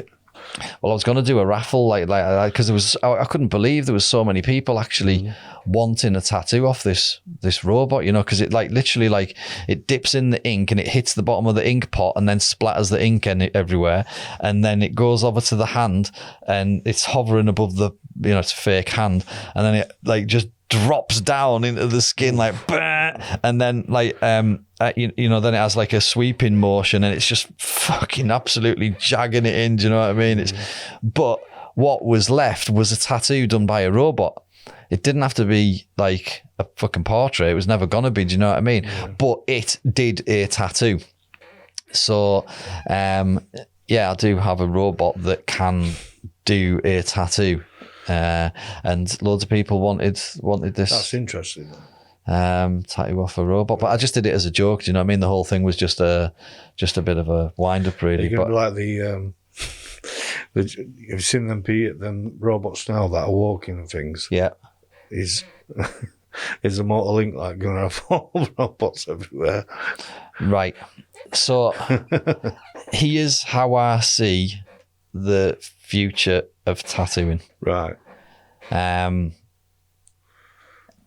on a minute. You tell me what your vision of the future of tattooing is. Let's go like a decent distance. 25 years. Let's go 25 years. 25 years. 2050. What does tattooing look like in 2050? Do we take out the issues with the inks, etc., or do you just want me to just? Yeah, do you still see us? Do you see the robots taking over? Do you see us being made obsolete? Well, you know, coming from a, let's say, critical power supply, we're now on everyone's. I went to a recent show and everybody was trying just battery machines. Yeah, and it was like, wow, why not a Killer Bee? It's got the. And I don't feel the battery has enough, if you get what I mean. Yeah, enough punch. Yeah, enough punch. You know, when I'm using the Killer Bee. The only way you can get a motor to run at the speeds that we need to. Yeah. On that level of voltage, you know, the lower voltages with the power supplies, is put a lower voltage motor in, right, and then overrun it. So you know, if you put like a 3-volt motor in, yeah, and then run it at, let's say, 9 volts, which would be a comfortable voltage on a power supply, that's now giving you the RPM that you kind of need for tattooing. It's not giving you a lot of torque, but it's giving you a lot of speed, and the speed's enough to puncture the skin. But it hasn't got a lot of punch in behind it because of the lack of. So maybe the lifespan would be. Well, this is the other thing, you see. Yeah. Like to do it, you've got to overclock the motor. You've got to have it running at like over its maximum capacity. But you can only do it by having a lower voltage motor and then running it at a higher speed. So the motors are going to wear out. The battery adds weight to the back of the body, so that's going to cause more hand strains. Yeah. And the batteries then wear out as well. There's so, you know, the circuit board can go wrong in it, the little programmer can go wrong in it, the charging system can go wrong in it. There's so much in the machine that if one thing breaks, the whole thing's broken. It's going to end up probably becoming more of a consumable. Yeah, they're almost consumable. Yeah. Almost consumable. I think that there's a thing called integrated obsolescence where things are designed to break, and like those, TVs. like TVs and tattoo machines have absolutely got that in them now. Where my machines have got integrated never break. Yeah. You know, and integrated if something does go through lack of maintenance is generally the problem. Like nothing tends to break on them unless there's some sort of human error went into it. It can be fixed easily, like but just by replacing a part, like the old days, you know, like where things were fixed, not replaced. So I think there's a lot of that going on with the wireless machines. But I get asked to do it so much, you know. But with mine, the power supply isn't going to be an integrated part of the machine. It's not necessary. So where do I see the future? Yeah. Of tattooing? Yeah. I think, personally, we're at a peak. Yeah. I think that peak's going to be reduced due to... you tend to see things go, like you said, yin-yang. They end up going in a 360 circle. Yeah. I hear a lot of people now wanting to do neo-trad again, or traditional, or, you know, even though there's more artists wanting to get more into realism. Yeah, realism's dying off. Like a bit. It tends to be more like pop art. There's a lot of that at the minute. Yeah. So, I'll tell you why I see it, because we're going to 2050, right? Okay. We will still be doing tattoos with needles if we are still allowed. Yeah. The you know, the laws on the inks and puncturing the skin and all that sort of stuff, it could very well have been outlawed by then. But at the same time, from the point of view of how a tattoo is done, I don't think it'll be done by robots. I don't think we'll become obsolete as artists creating designs and stuff. It'll still be us. Yeah, but I think the way that we put the tattoo on could very well be different. I don't think we'll necessarily be using needles anymore. I think that what we'll do is create a design on a computer, print it off on a special paper with special ink, and then we'll wrap that around the arm in sections, and we'll use light. As a way like a laser in it. Yeah, to trigger a process called sublimation, where the ink on the paper is vaporized and it's opens, it goes into the pores of your skin, so that it goes from the paper straight to your skin in a matter of seconds. And obviously we use light to take off tattoos at the minute, laser. Yeah. I think laser will be used to put it on as well. There'll be special inks that are designed to vaporize, and the heat of the laser will open the pores up of the skin, and the skin will absorb the ink in. And that's more realistic to me than teaching a robot how to use a needle. Yeah. And the advantage of that is the same light system will be used to remove it, and the ink will be designed to be removed very quickly, if not instantly. Mm-hmm. Not just like several sessions. So tattoos, although permanent if they weren't removed, would be temporary if you were, potentially temporary if you were using this system. That's how I mean, like, if I had multi millions of pounds to be able to develop a system, that's what I would develop. Yeah. So, keep an eye on some of the big boys in the industry, because I might have just let the cat out of the bag, but I've got no intention of doing that, you know what I mean? So, but I do see that as how tattoos will be done in the future. I'm not going to say see how, but I think what needs to be done is more honesty. Mm-hmm. I think the general public, need to be made more aware of what is out there, because we often see just a town or an area saying, who's the best to go to for a tattoo? Now, what kind of tattoo? Yeah. Should be made more aware. The hygiene side definitely needs to be upped, in my personal opinion, with so-called new diseases and pathogens and what have you. Yeah. I mean, I don't know if you've been to certain conventions, Richard, but, Well, you don't know how a lot of them are getting past, do you? But I'd say the hygiene. I'm interested in conventions, as you know. Don't need to mention it, but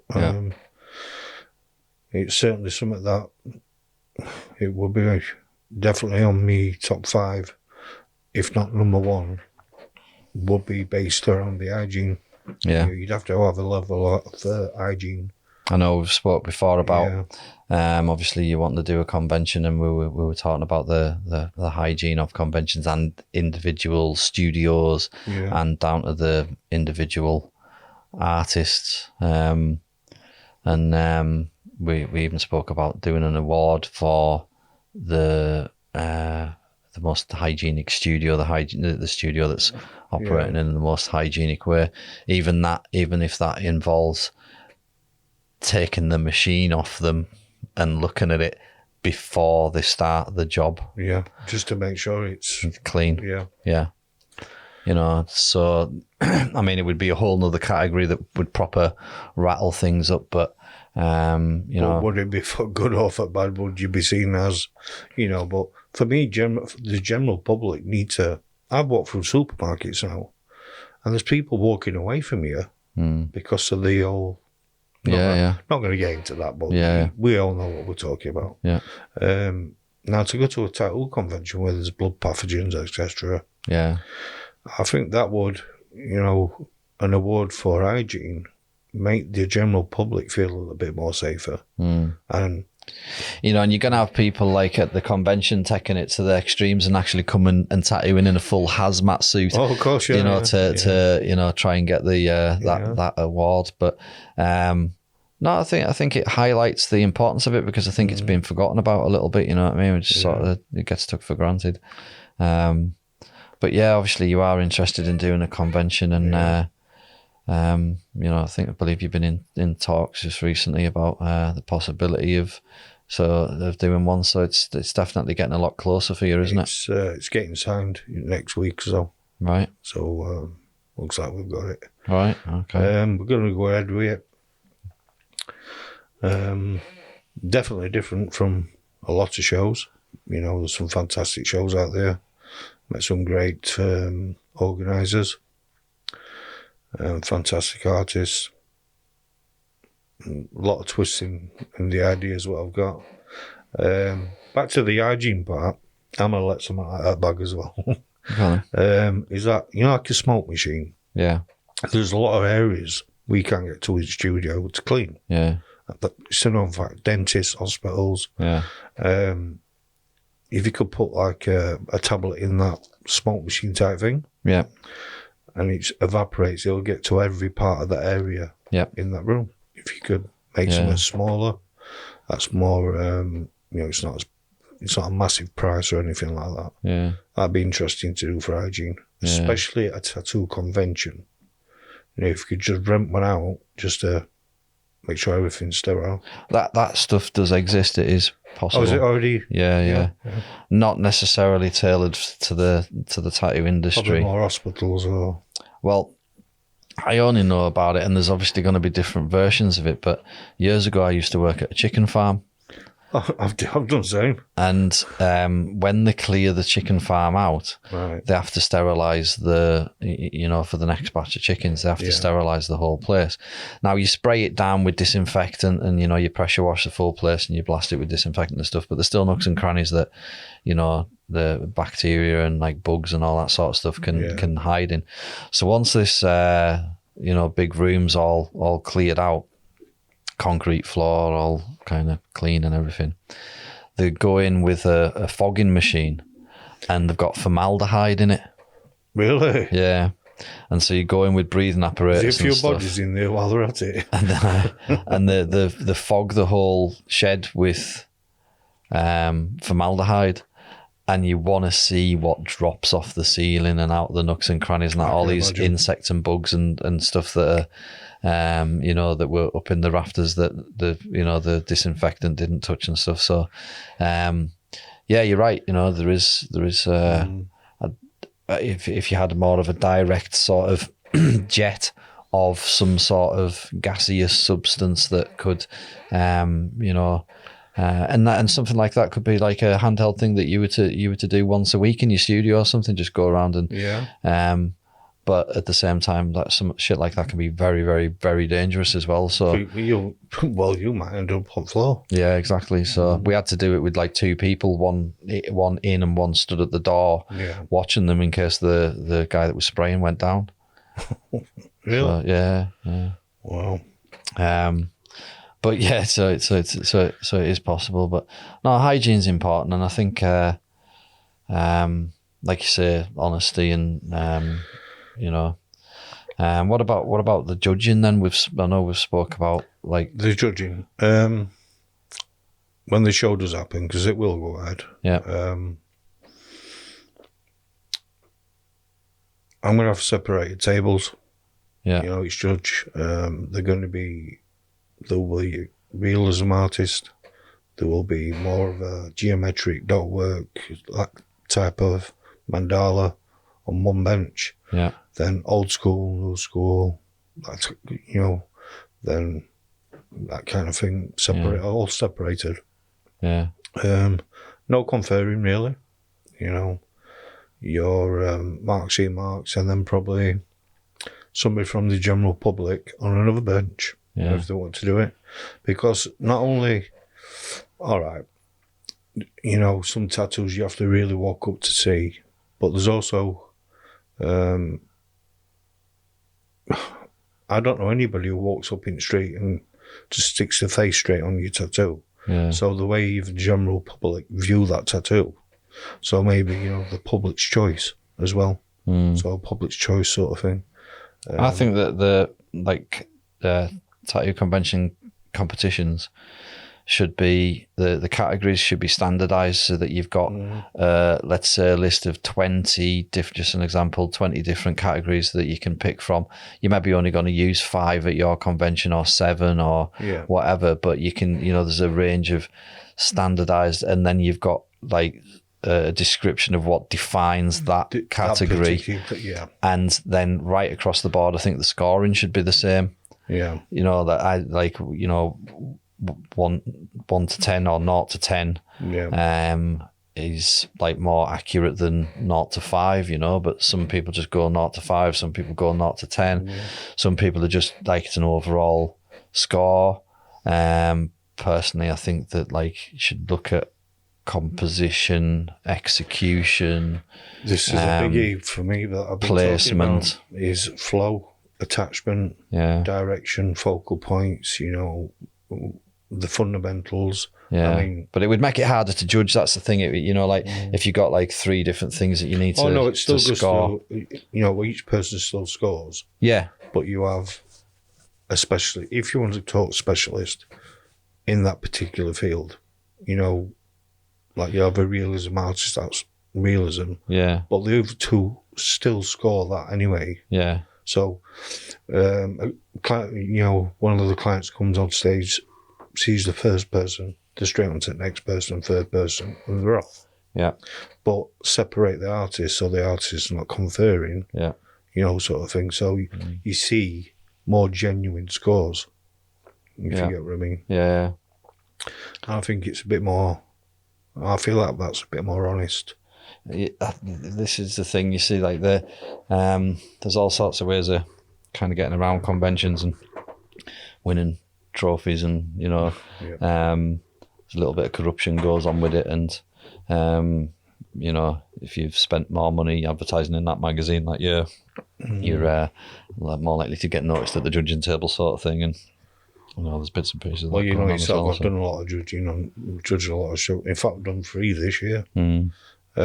What I have noticed is, it's great that they're doing it. You know, it's no problem. It's just that if I were to go to a convention, I wouldn't just want to go and see 4 studios. So bringing 20 artists from a particular company or 15 from another company, etc., etc., you're not seeing many different studios. Do you get what I mean? There's not that many big studios out there, though, is there, like to do that? But I know when you going up against like a lot, you know, like when they've got a big presence there, you can't help but notice them, can you? You know, so yeah. I mean, don't get me wrong, it looks great. You know, it's great for that company and that. And it's good for the convention to be filling booths, but like you say, it doesn't. That's number one. Yeah, because at the end of the day, it's a business venture as well as an art exhibition, isn't it? So definitely. But there's the tattoo convention industry is you know, pretty much parasitic to the tattooists themselves, you know, like that it's feeding off the back of them, same as the tattoo supply companies, you know what I mean? If it wasn't for the tattooists out there doing the work, then they wouldn't be selling anything. So you know, I think the important thing is you know, to look after the artists, and the other side of it is to, you know, to make sure it's fair and everything for them. If they're traveling for a long distance, then and they're intending on competing with the hope of winning, then if they're walking into a rigged competition, then it's a little bit it's a lot shit for them, you know what I mean? So you know, making things fair I think is a important thing, but it's also important to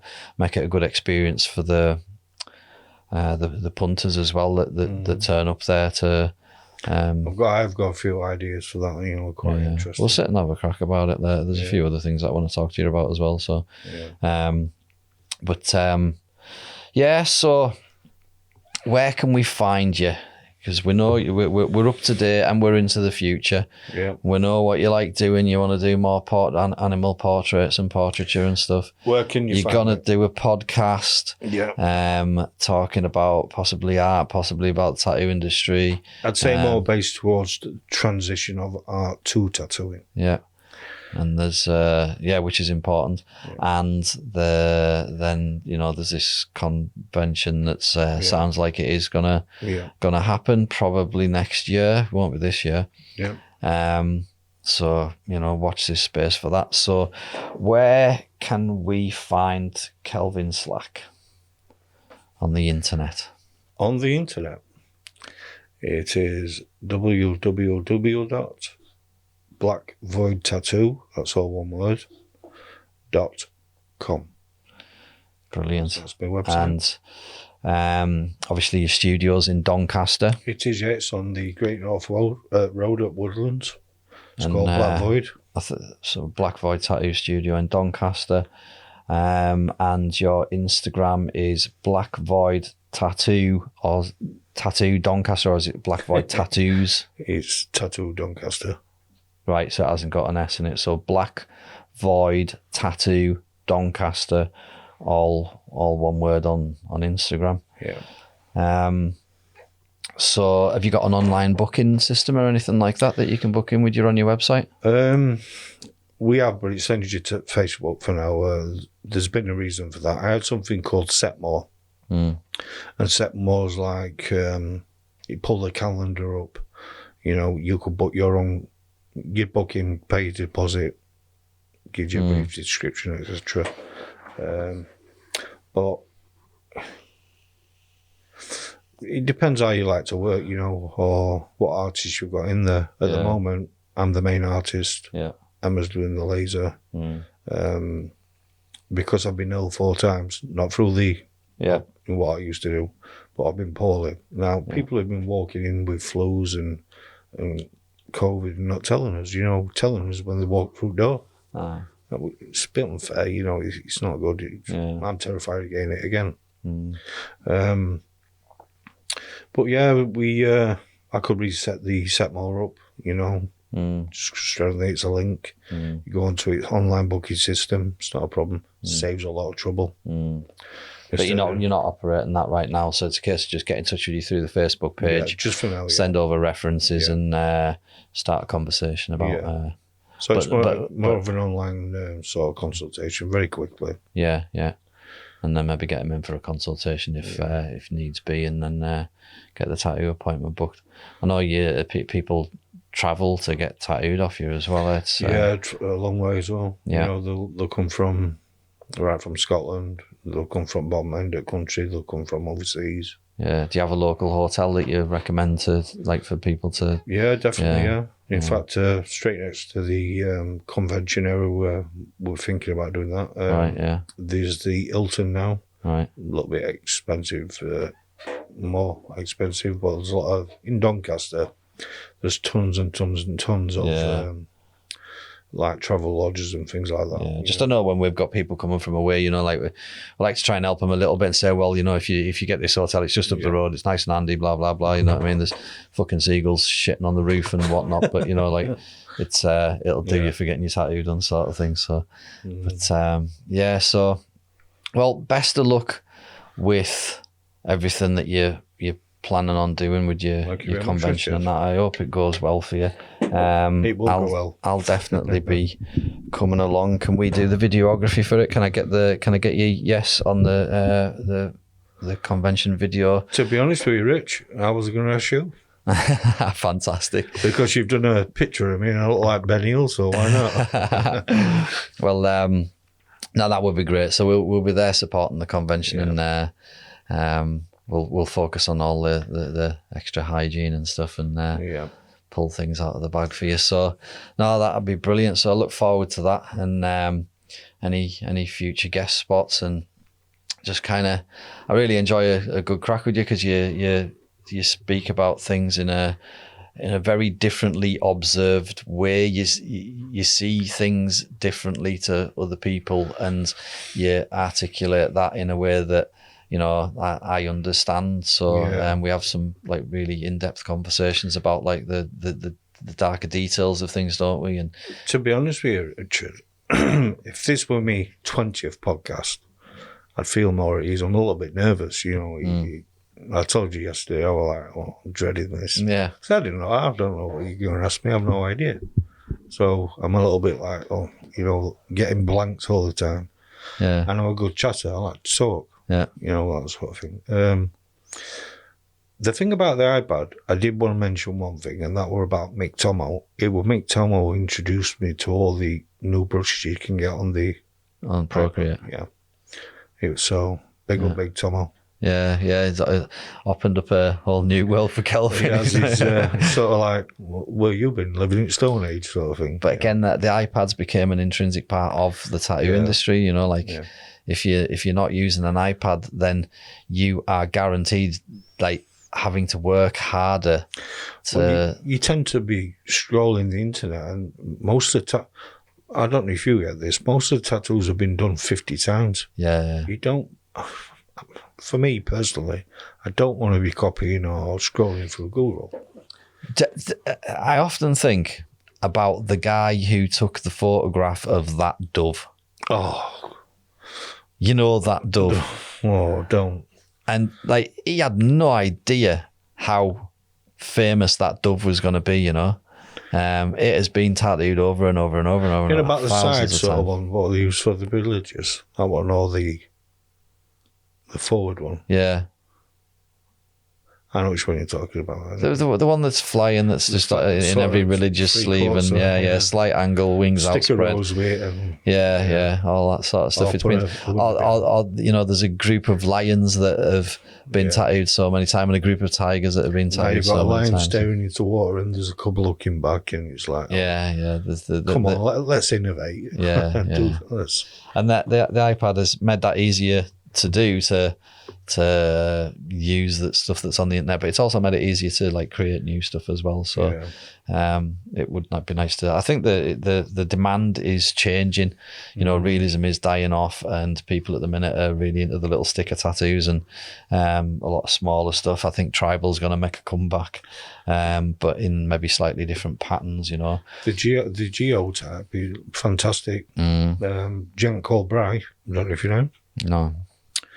does the dot work. Oh, it's beautiful. Absolutely stunning work. Yeah. Absolutely cracking back piece. I was at Titanic recently at Belfast, and I was judging there, and I just looked at it and I was like, wow, that all the negative space that wasn't used was so, it just appealed to me. Do you know what I mean? Even the dots on the it just blew me away.